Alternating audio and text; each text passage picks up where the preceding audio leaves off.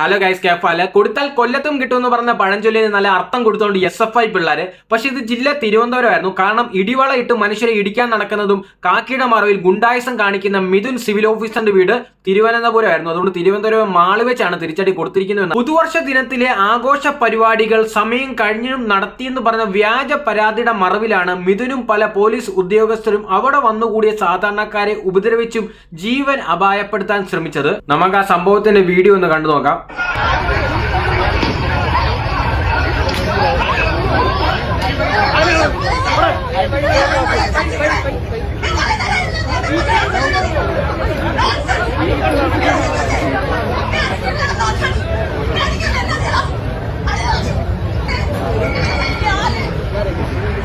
അന്തസ്സോടെ ജീവിക്കുന്ന സാധാരണക്കാരായ മനുഷ്യരുടെ സ്വാതന്ത്ര്യം കെടുത്തുന്ന ഇത്തരം പോലീസ് ഗുണ്ടായിസം എത്രയും പെട്ടെന്ന് നിർത്തലാക്കുന്നതായിരിക്കും കേരള സർക്കാർ സേനയ്ക്ക് മൊത്തത്തിൽ നല്ലത്. അല്ലെങ്കിൽ ഇതുപോലെ കുറെ മിഥുന്മാരുള്ളതുകൊണ്ട് കേരള സർക്കാർ, കേരള പോലീസിന് ഇവർക്കൊക്കെ മൊത്തത്തിലായിരിക്കും ഇത് ബാധിക്കുന്നത്.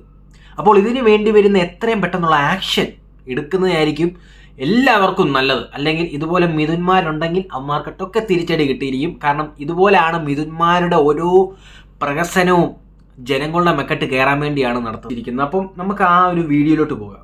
മനീഷ് മഹിപാൽ നമ്മൾ മിഥുന്റെ നാട്ടിൽ അന്വേഷിച്ചപ്പോൾ ഒരാളില്ലാതെ മിക്കവാറും എല്ലാവരും മിഥുനെ കുറിച്ച് ഒരേ അഭിപ്രായമാണ് പറയുന്നത്. മിഥുന്റെ പ്രതികരണം തേടാൻ നമ്മൾ ശ്രമിച്ചു, പക്ഷേ നമുക്ക് കിട്ടിയതുമില്ല. എന്താണ് ഈ ചങ്ങാതിയെ കുറിച്ച് നാട്ടിലുള്ള അഭിപ്രായം?